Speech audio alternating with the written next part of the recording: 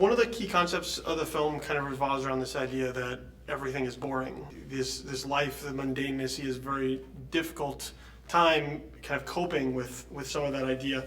And I think one of the strong points of the film is kind of this quest for happiness, and him thinking that things have to be shiny, have to be new, have to be exciting all the time. When you were kind of approaching, I guess, that as a concept in the film, were you kind of drawing a little bit on your own experiences, kind of how you observe society and humanity, how they operate?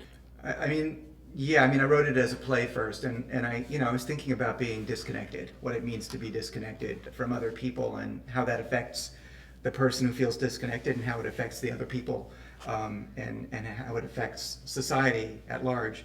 So it's from my own experience, it's from what I observe, it's from, everything I do as a writer is sort of a combination of that, my own experience and what I observe. We live in a time where instant gratification is a huge thing,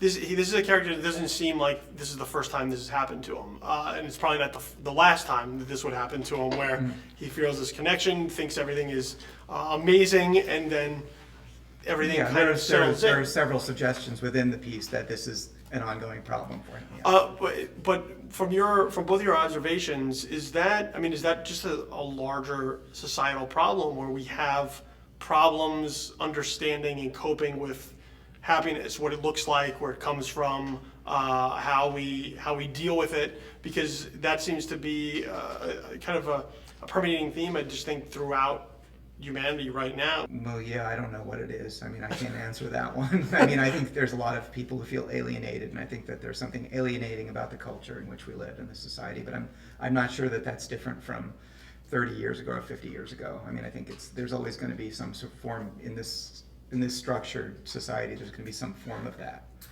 Another aspect kind of is, as you mentioned, connecting with people, having difficulty connecting.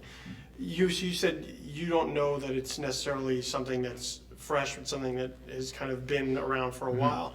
Do you see kind of a different face, I guess, to it today with how we connect with people, how we are kind of disconnected, or the distance that we put through each other with whether it's technology or social media? Is that kind of expanding a little bit the gap, I guess, between how we connect with each other? That doesn't really directly apply to this film, but yeah, I think it's a very dangerous trend and seems to be getting more so. So yeah, I don't think it's going away. Yeah, I think it's really scary, this sort of disconnection that people have and can feel when they're online interacting in this sort of anonymous sphere, which or virtual sphere, where they don't really understand that there are repercussions in the real world to real people to these sort of spewing that they do. When you're constructing a film like this, because of the way that you're making it with 3D puppets, you're making it stop motion, and there are some aspects of the film that I think in a lesser film would feel gimmicky, whether it's the similar voice or even just the construct of the puppets themselves.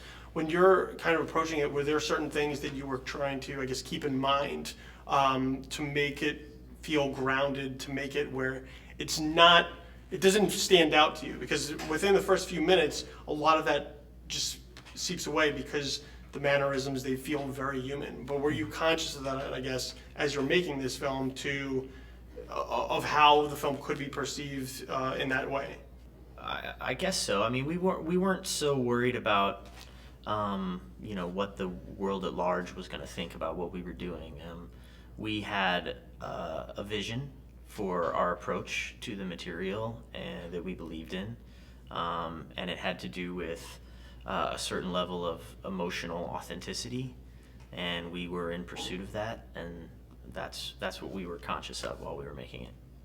When you have conversations about the film, because now that the film's kind of been playing for a little bit, and I loved it. I know a lot of people who connect with it. Did you find not it's strange, but the quote on the poster I think is perfect, that it's kind of the most human film of the year. These are emotions that people don't really examine in film or in our own life. A lot of times we pretend that these things don't happen, or that there's something wrong with us if we express that. Did you find kind of it refreshing that people were a little bit more forthcoming and accepting of the fact that these are real problems that people deal with on a daily basis?